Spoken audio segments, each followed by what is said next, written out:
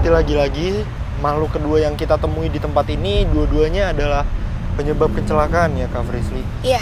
Tapi dari makhluk pertama dan makhluk kedua itu mereka ngasih alasan gak Kak Frisly? Kenapa mereka menyebabkan kecelakaan itu? Memang karena nggak suka kah adanya pembangunan tol atau memang menginginkan korban atau apa? Kalau nggak suka sebenarnya bukan nggak suka Fasya. Kalau yang kita lihat ya dari pergerakan atmosfer dari si makhluk, mereka malah tertarik apabila orang menganggap daerah sini tuh daerah yang gelap. Karena memang pada saat pembangunan tol kan mungkin dulu nggak yang seterang sekarang Fasya, nggak ada penerangan. Jadi emang mereka suka dengan hal-hal yang makin bikin orang tuh kalau lewat sini, katanya, takut, gitu ya? katanya, pernah ada.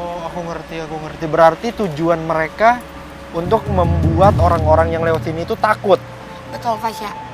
Dan lagi-lagi mungkin mencari korban itu adalah kebiasaan dari mereka. Kebiasaan? Maksudnya?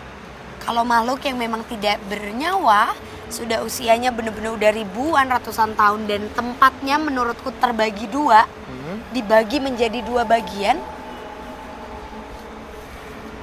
itu pastinya mereka mengharapkan sesuatu yang ditumbalkan secara lebih. Rupanya tak hanya kerbau saja yang menjadi penyebab terjadinya kecelakaan yang mana pernah dialami oleh sebuah bus dan kendaraan roda 4 lainnya. Apalagi dulu mah kan cuma satu jalur, tiap hari kecelakaan. Tabrakan tiap hari. Hingga tersisa satu pertanyaan yang menggiring kami ke lokasi utama. Mengapa rumah tersebut kini difungsikan oleh beberapa oknum untuk meminta sesuatu kepada hal gaib? Assalamualaikum. Itu ya rumahnya? Iya ini rumahnya, tapi emang jalurnya jujur ini rada susah ya. Karena emang udah bener-bener kebun semua. Dan sebenarnya pembatas yang di depan tadi yang kita lewatin di sepanjang jalur ini itu dibuat karena memang seringkali kecelakaan Fasya. Dan biasanya pentalan-pentalan dari entah itu mobil atau bahkan korban itu bisa mencapai ke arah sini. Jadi kebayangkan sejauh apa itu. Oh berarti tembok-tembok itu dibuat untuk menjaga juga. Ya? Iya. Nah, ini dia. Permisi, Ini ya? Assalamualaikum. Iya. Wow. Ternyata pada saat melihat dari dekat itu beda banget. Entah kenapa ya, mungkin memang lagi-lagi secara visual rumah ini tidak menyeramkan. Tapi pada saat aku persis berada di depan rumah ini, hawa yang aku rasain itu beda banget dan itu benar-benar menurut aku spooky banget. Gimana Kak Frisly? Kalau untuk rumahnya sendiri aku nggak tahu kenapa, tapi aku ngerasa kalau di rumah ini kayak ada sesuatu yang menutupi ya. Kayak ada sesuatu yang men-shield rumah ini. Dan tadi sekelibat itu aku ngelihat ada sosok perempuan, gak jelas wajahnya seperti apa. Cuma yang jelas itu adalah ada petikut yang besar di bawah kayak dress yang lebar dan ada sesuatu yang menutup wajahnya. Tapi Kak Frisly tadi bilang kalau seperti ada shield di rumah ini. Iya. Itu tuh konotasinya negatif atau positif Kak Frisly? Kalau menurut aku memang mungkin ada perbedaan makhluk yang sama-sama dominan yang mungkin memang berada di dalam. Cuma jujur untuk ceritanya aku belum bisa dapat seperti apa besar gambarannya. Dan ini Fasya, ini semua kan, nih kalau kamu deketin sini. Ini adalah bagian dari kepemilikan rumah. Iya. Kandang Kandang kuda, ya betul. Masing-masing.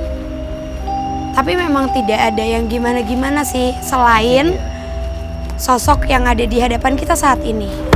Sosok apa Kak Frisly? Di dalam sini tadi ada tangan yang keluar. Jadi ada tangan yang kayak gini dengan kuku yang runcing banget dan berwarna hitam. Dan sosoknya itu nenek-nenek tua, tapi maaf ya, bagian bibirnya seperti dirajut atau jahit. kayaknya sih dia hanya menggambarkan sosok negatif atau sosok yang mungkin akan ditakuti oleh masyarakat yang masih tinggal di sini. Oh, oke. Berarti memang bukan wujud aslinya seperti itu ya? Aku yakin bukan, karena barusan banget bener-bener jadi satu bentuk yang bener-bener nongol gitu. Dan ini kayak aneh aja gitu, tidak mungkin pernah ada peristiwa yang seperti sesuatu yang dijahit itu. Tapi ada hubungannya nggak sosok ini sama rumah yang akan kita masuki ini? Kenapa?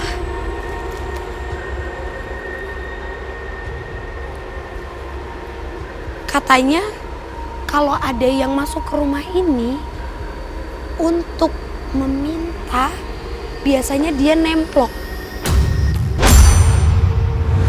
Jadi dia nih sebenarnya kalau orang mungkin gak sadar, kok berat, lagi ditemplokin sama sosok ini.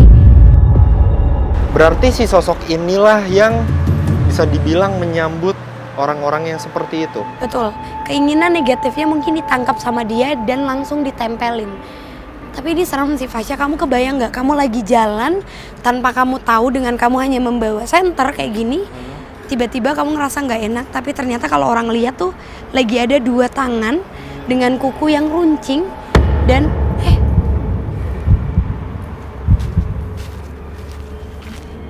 hey. Mungkin ini bukan pertama kalinya aku mendapatkan gangguan seperti suara lemparan atau suara-suara lainnya.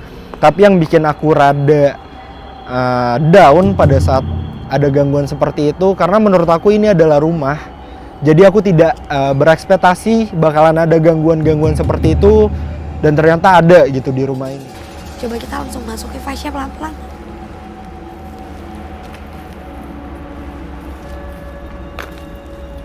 Sebenarnya tanpa kamu sadarin juga, sosok yang tadi ada di sana sekarang lagi nemplok di belakang kamu.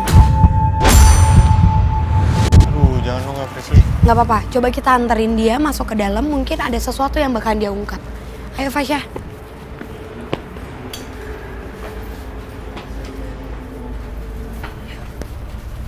Assalamualaikum. Assalamualaikum.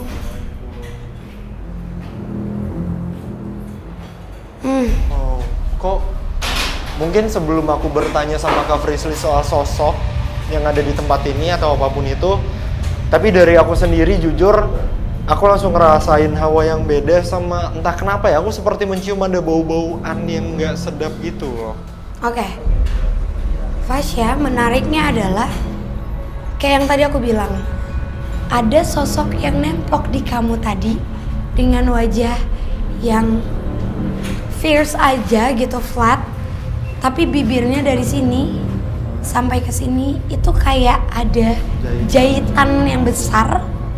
Dan saat ini sosoknya turun ke bawah, lompat dan menutupi ceker ini. Maaf ya, tapi udah tua banget kayaknya. bukan. Udah lama banget. Justru ini bukti Fasya. Ini bukti dan memang benar mungkin sosok ini ada kaitannya dengan orang-orang yang datang ke tempat ini untuk meminta sesuatu.